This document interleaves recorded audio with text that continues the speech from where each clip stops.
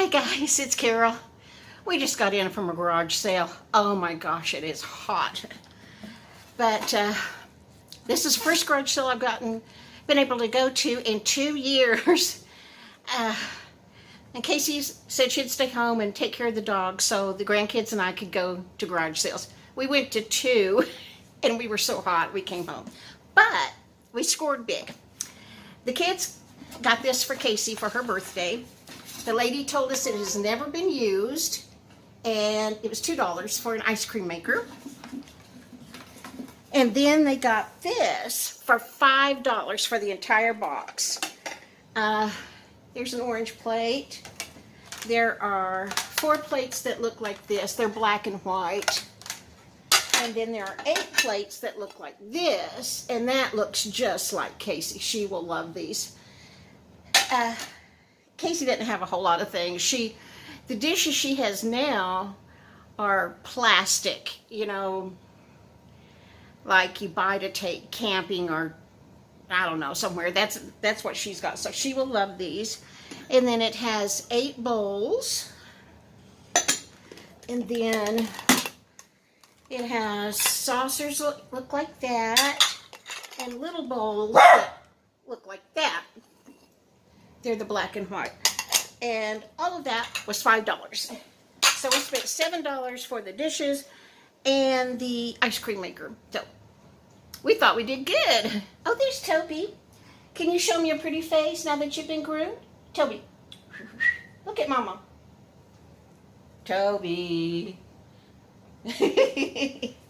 Molly is under the couch. Anyway, we went out and did that.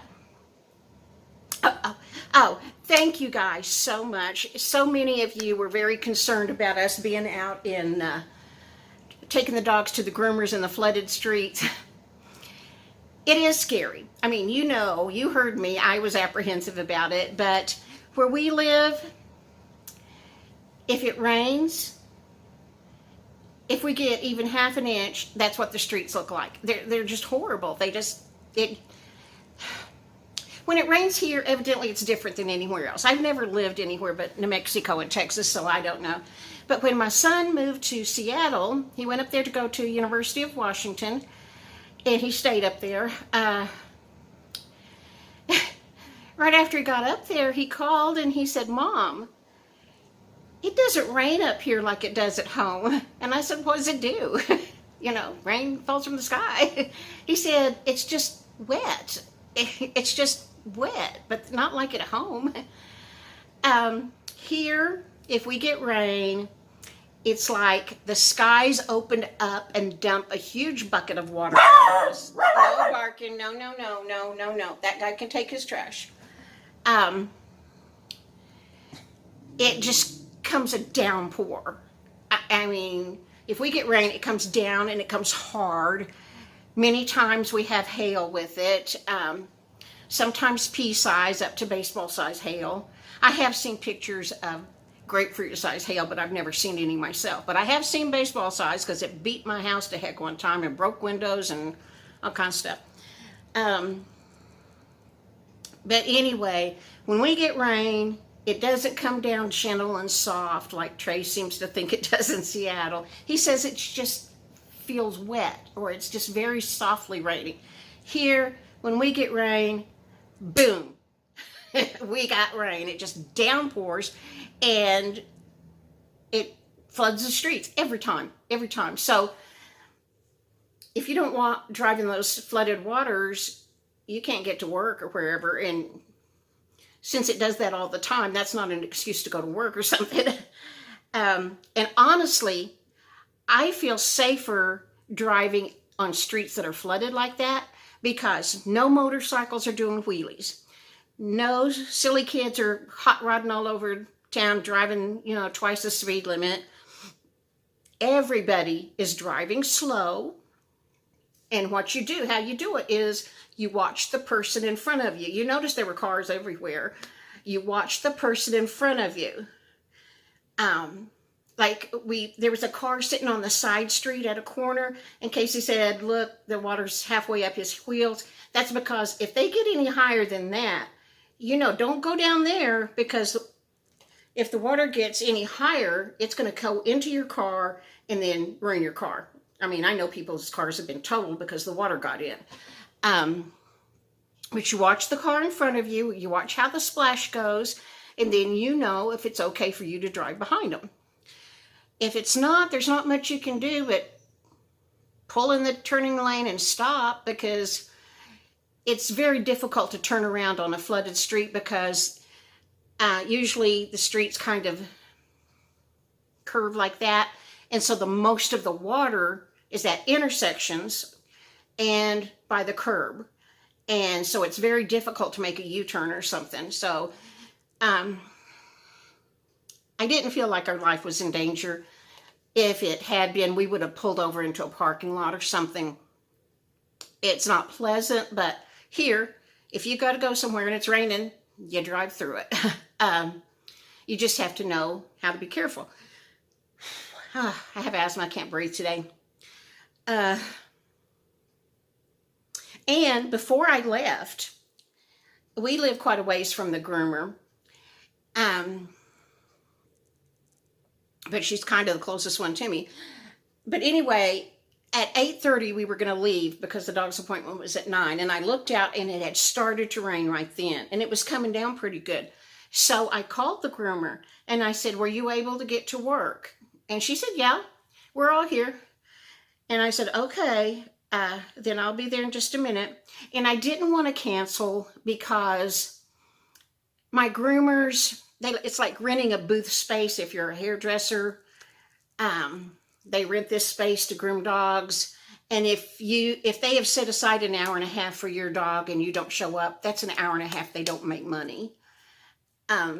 So I try not to ever just cancel on them, because I know they've lost money for the day, especially since I have 2 dogs.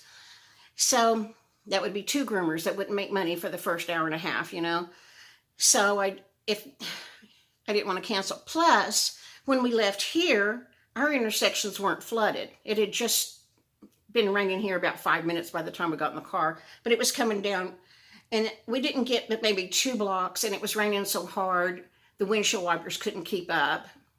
I mean, it was coming down pretty hard.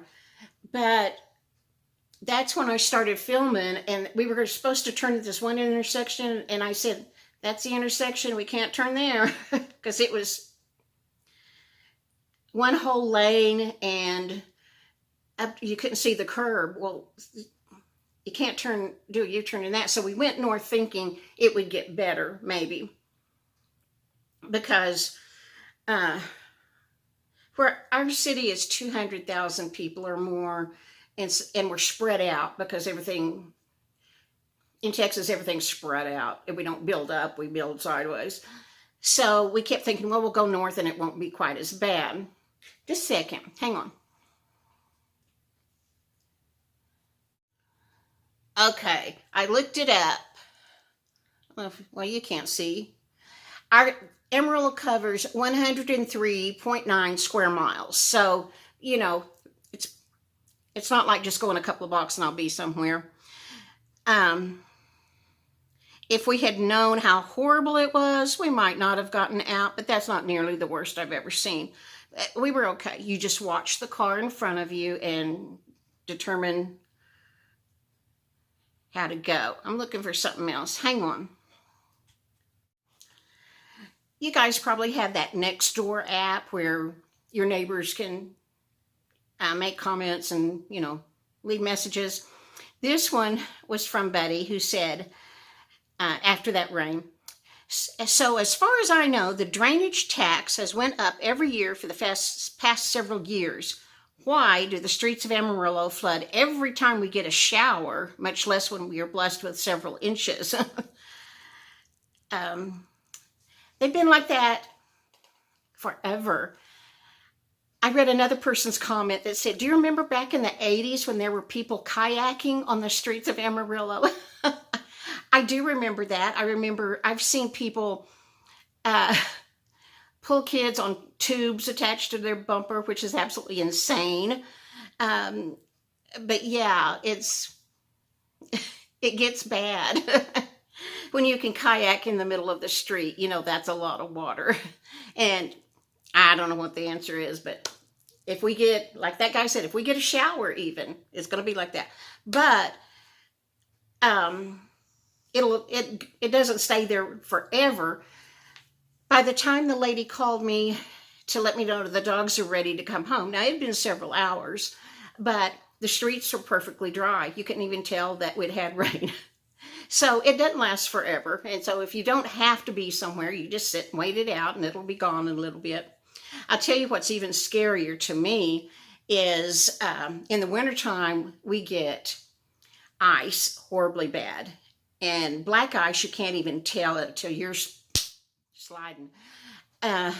We've been in several wrecks where we've been sitting still like at a stop sign and people have just slid into us. Last winter, or winter before last, somebody else that lives at this apartment complex, we were sitting at the street, at the stop sign a block over, and this person tried to turn onto our side street to get to the apartments and just slid right into us. And bless his heart, he got out and he said, "This car is brand new." Yeah, I felt bad for him, but I am much more terrified of driving on the streets in winter because we get a layer of ice and then it'll snow on top of that. And you can't even see the ice, you know. Back when I worked, I just hated it when I had to go to work because that was not an excuse to not come to work, that we had a lot of snow. One time we had like 12 inches of snow. I worked for the city. I worked at a library. We had like 12 inches of snow. It was the day before Thanksgiving one year. Snowed like crazy. And 12 inches on flat ground means the drifts are going to be high, because the wind blows everything into a drift. The city buses did not run. It was too dangerous for the city buses to be driving on the streets. But city employees had to get to work. All the way driving to work, I was thinking, city buses can't drive in this, but me and my little car can. That's just life here. You drive with the elements, but we're okay. Anyway, we got home, we were okay. When it was time to go pick the dogs up, it was perfectly dry. Here, the wind blows really hard. If the wind's blowing really hard, you still have to drive to get anywhere in it. That is also scary. Casey and I try not to be out when the streets are flooded, unless there's a reason. But we really try to avoid that.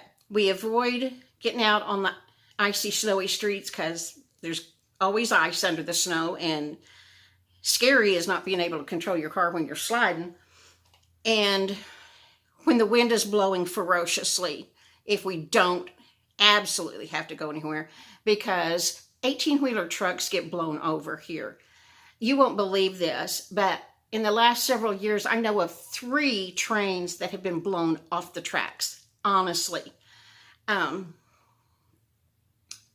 That's pretty good wind when it blows a freight train off the tracks. But anyway, we just try not to get out in it unless we have to. I bet this is getting to be way too long. I'm sorry. I'm trying to keep my videos like between 5 and 10 minutes. I know I never hit it, but I'm trying, because when I see other people's videos come up and they're 25, 30, 50 minutes long, I tend to not watch them because I think I don't have that much time right now, and then I never get back to them. But I'm just as bad, so I'm going to try to make all my videos around 10 minutes from now on. I'm going to go now and talk to you later, but we're safe, we're fine. I didn't mean to scare you. I was just showing you what it's like here. See ya.